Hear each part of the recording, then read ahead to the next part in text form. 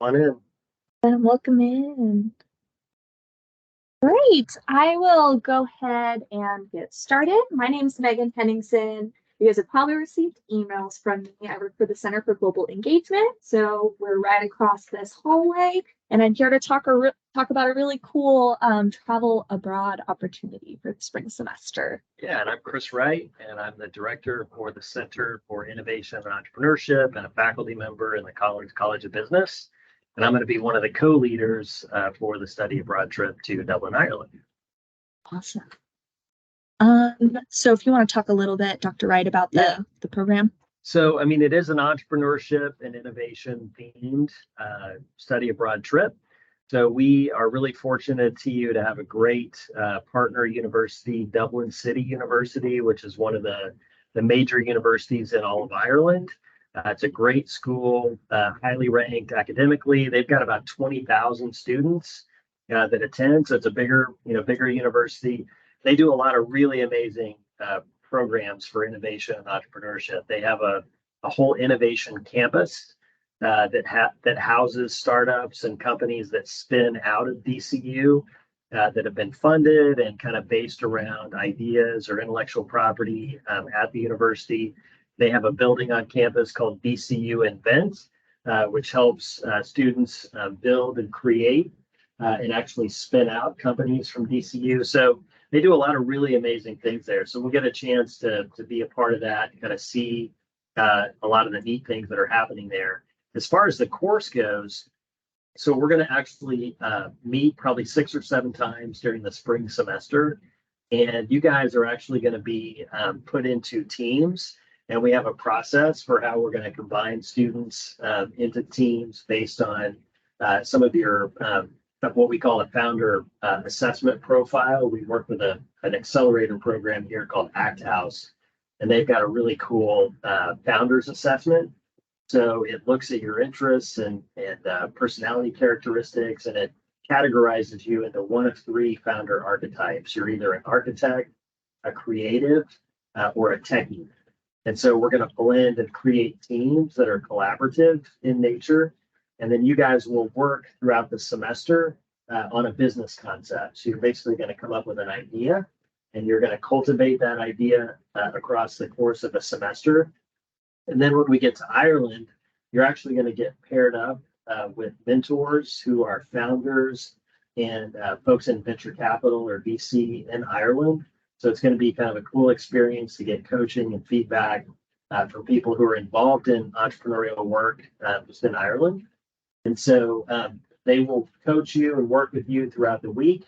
And then at the end of the week, we're going to go and they have this really amazing place called Dogpatch, which is this huge, like 200,000 square foot kind of accelerator incubator type program.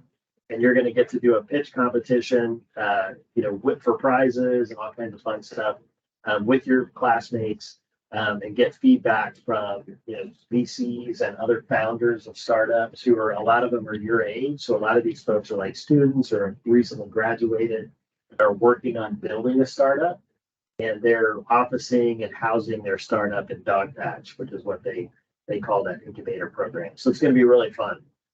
So there's going to be a lot of good learning. You're going to stretch yourself in terms of getting to do fun things and working in teams and presenting and creating and ideating on business ideas, which will be a lot of fun. From a cultural standpoint, we've got a bunch of good activities lined up. So we're going to hit some of the museums there in Dublin. We're going to go one day to the Cliffs of Moher, which is over near Galway, I think. Yeah, Galway. So we're going to take a bus over there and So we went cliff hiking while we were there. There's actually you can take about a 10-minute train ride to a little town called Howth, which we're also going to do. And they've got a beautiful cliff hike. And Nathan and I actually posted on Instagram. I don't know if you guys saw the pictures that we posted out there, but you can just walk around and do all these amazing hikes where you're literally just, beautiful sea cliffs like that. Great food.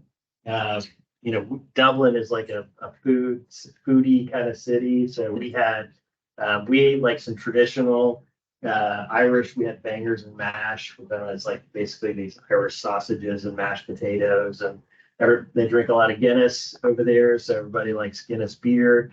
Um, we had Ethiopian food one day, which was amazing.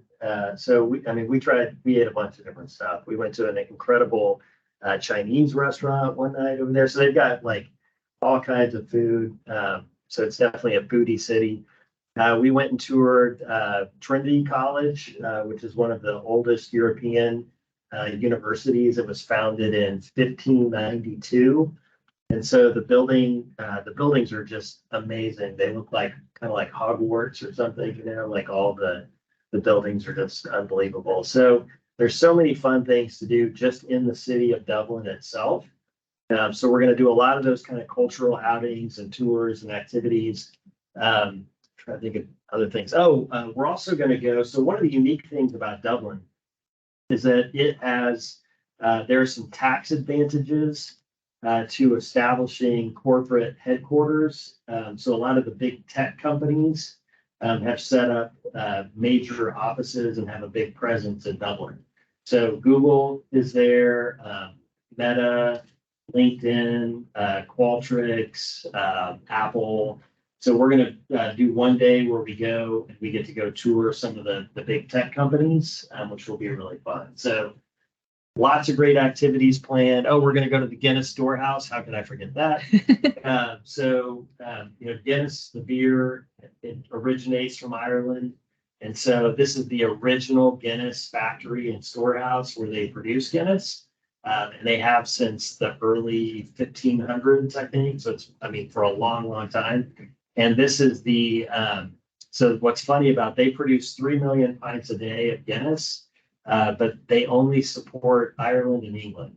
So no beer that's made there makes it past Ireland and England. But it's this amazing place. And so they set up this really cool tour. It's like a 5-story building. And at the top is a rooftop bar that overlooks all of Dublin. So you can kind of see it. It's super beautiful. It's like a panoramic view. You can walk around and see all the different areas of Dublin. And then there's tours that you can take at the storehouse, which we did, and it's really neat. So the Dublin Castle is also a really famous place that we're going to go to. So if you like, old European castles, this one is about as picturesque as they get. So anyway, it's going to be an awesome experience. We've got 10 full days over there, so it's going to be or 9 days, I think. 9-10. Yeah, the 12th through the 23rd, 23rd. tentatively. 9 days. Yeah, so it's going to be. We'll get to do a lot.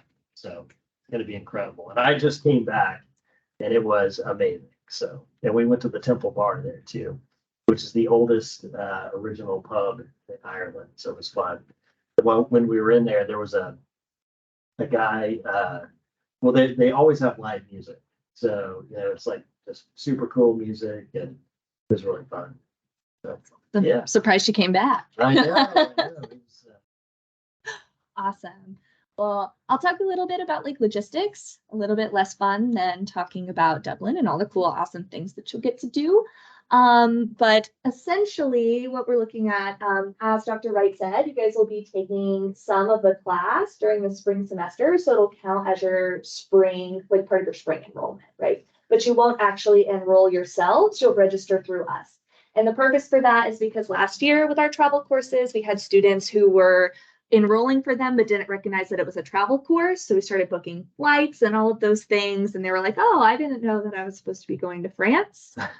So this time around, you'll definitely want to let your student success coach know, but you won't be able to actually enroll yourself. You'll complete our internal application and we'll manually enroll you after the commitment date of December 1st.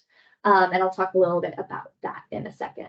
And as far as transfer credit goes and all of those things, so it is a TU course, but it'll count for part of the management major or for the innovation entrepreneurship minors. If I'm correct. That's right. Yes.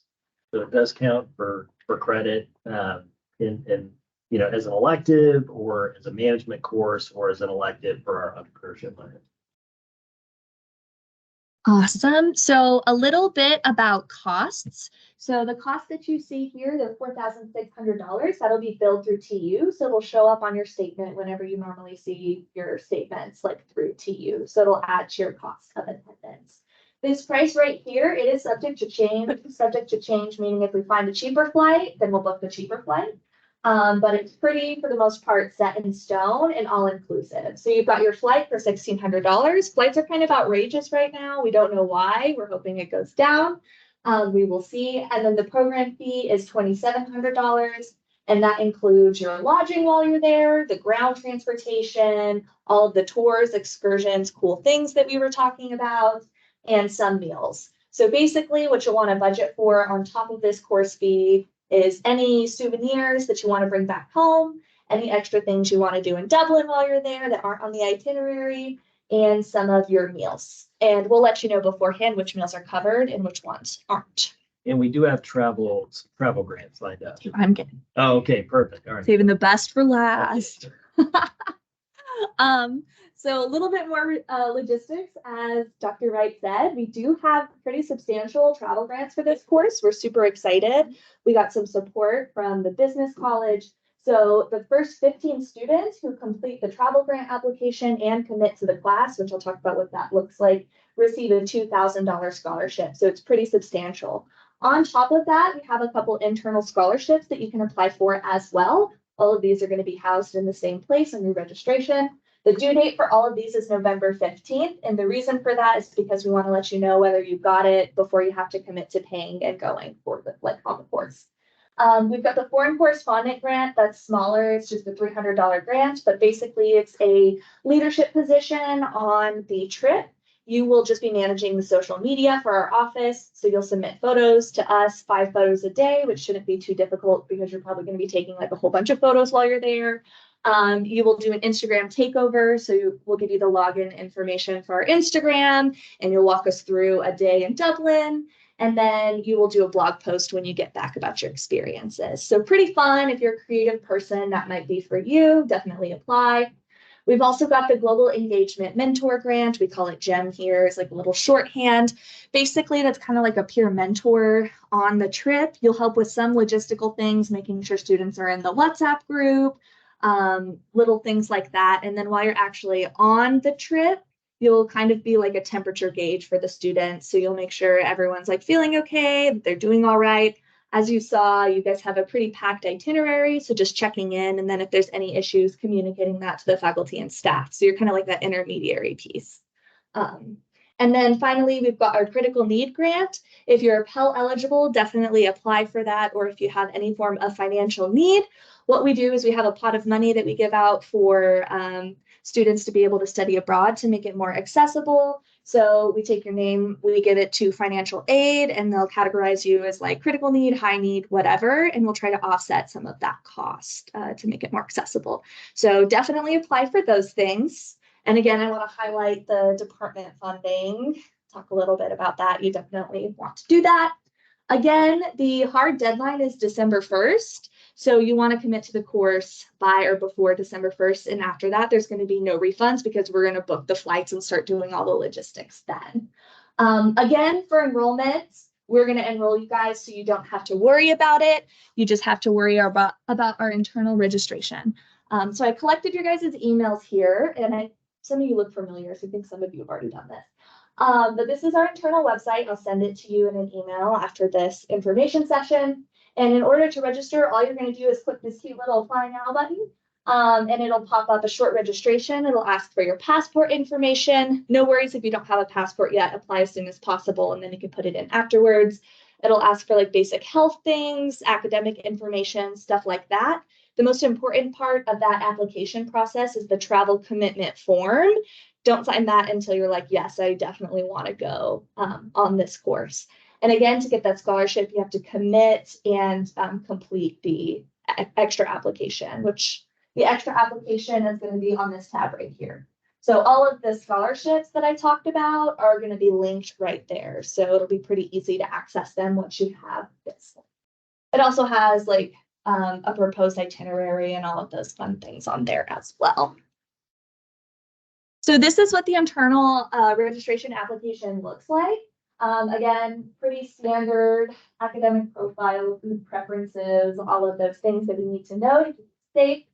And we have the travel course commitment form. So make sure that you don't sign that until you're ready to sign that, ready to commit. There's also a commit button.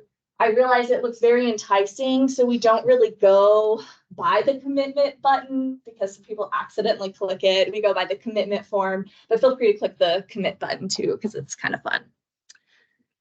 Yeah, this is the application. If you want to scan it now and pull it up, it should pull up that internal website for you. But yeah, what questions do you guys have? Yeah, I was just gonna add that with the $2,000 scholarship from the business school, I mean, honestly, like you will never have an opportunity to go to Ireland at a cheaper price. That's true. For 9 days. So it's about, I mean, that's awesome. It's really awesome. We're super excited. We're hoping it's really accessible. So you've got those funds. And then if you qualify for critical need and those things, that goes on top of that. So the fact that you're getting that scholarship isn't going to hurt the extra aid that you can get as well. So. And I can answer any questions that you might have just about, I mean, I know questions a lot of students have, or well, is it safe? Yeah. What's the city like? I found Dublin to be, like as far as like a big city, really safe to walk around. I mean, there are just constantly, there are thousands of people out there walking around. There are a lot of tourists that go to Dublin. So you can tell, when people are on tours and they're walking around and, there's so many historic, buildings, different things to see that, you always feel safe because you're just kind of constantly surrounded by a lot of tourists and people walking around. Public transportation is really good there. So I think we're going to have they call it, I can't remember the name of their transportation. Yeah, it's like system, a pass. It's a bus pass basically, and and there's trains to take you around that are really safe. We rode them down to Hove and it was really nice. So there's just a lot of cool things. And it's a really safe city. Yeah. So you said the first 15 students to apply have the eligibility for the scholarship, but how many students are you taking? We're only taking 15. So Okay, I think so the it course is capped at 15. So all 15 students get the scholarship. if Okay. you apply. And we've got people registered already. So if you haven't, definitely do that. The top of my head, I think around 8. To be like registered, Mhm. you have to sign the one at the bottom that you said. Like the commitment form. Technically, no. So we count registration as just clicking the apply now button and starting that process. But seeing as there's limited spaces, we would go by the commitment form and then wait list. Until we talk to our success coach, or is that what you mean by your enrollment? Is we do that? Yes, you just do all the registration that I showed on that page. So all the like health information, that stuff. That's what, and then you'll take that and Yes. done. Okay. Yes. So when I say talk to your success coach, I mean make sure it'll keep you on track for your degree plan. They won't enroll you, will enroll you. So if you hit the commit form, but you didn't finish all the like prior things, it's like, does that still work? You could do those like later? Or does everything have to be completed before you hit the form? You could do the form first if you wanted to. I would try to get it completed as soon as possible after the form. I get that the passport stuff may not if you don't have a passport yet. But the rest is just signing stuff. So, but yes, you can. That's fine and do it later, especially if you're like time crunched or anything like that. Yes.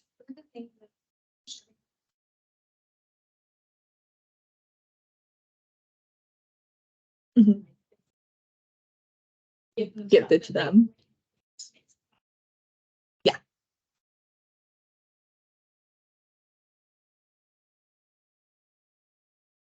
Yeah, so you don't. You just need it. Yeah. We're getting it by then. Yeah, try to get it by then. Yeah. Did it say which form did it say that on? Just curious. I think I heard someone say that, but yeah, it's okay if you don't have your passport. We just want you to jump on that like as soon as possible because sometimes it takes longer than what they say. I saw a question back there. Same thing. Oh, awesome. Yeah, I think that at this point, since we're so far out, I don't know that you need to expedite it. We'll have it. What do you think? Yeah, you should be good Without, expediting. Do it now. I think you should be fine. Now, if you wait till like December or January, then you're probably gonna want to expedite. But now you should be okay.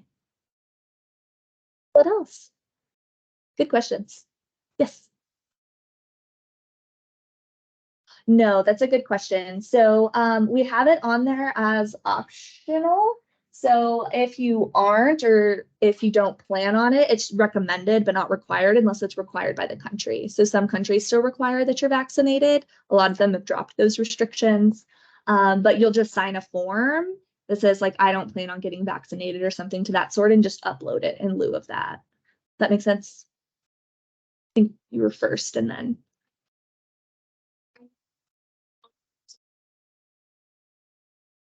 Mhm. Yeah, they don't require it, but you definitely, before you go on any international travel like this, you'll probably want to talk to your healthcare provider or your doctor and kind of see what they recommend for you. Yes. I know there's like a health disclosure thing, like refuse the authorization for that. I probably am not sure. Let me ask and get back to you. Okay, and then there, any medications, like not allowed there, because like I have like migraine medication, so I want to take that with me just in case. For sure. It's prescription, so I'm not like 100% sure like that's gonna be allowed there. No, yeah. So usually they're pretty good with medication traveling. Some controlled medications are restricted, specifically like Adderall and things like that. You can still take it. Your doctor may just have to write a note, and you can just look it up online whether that prescription is allowed or not. It should be okay though. But yeah. What else?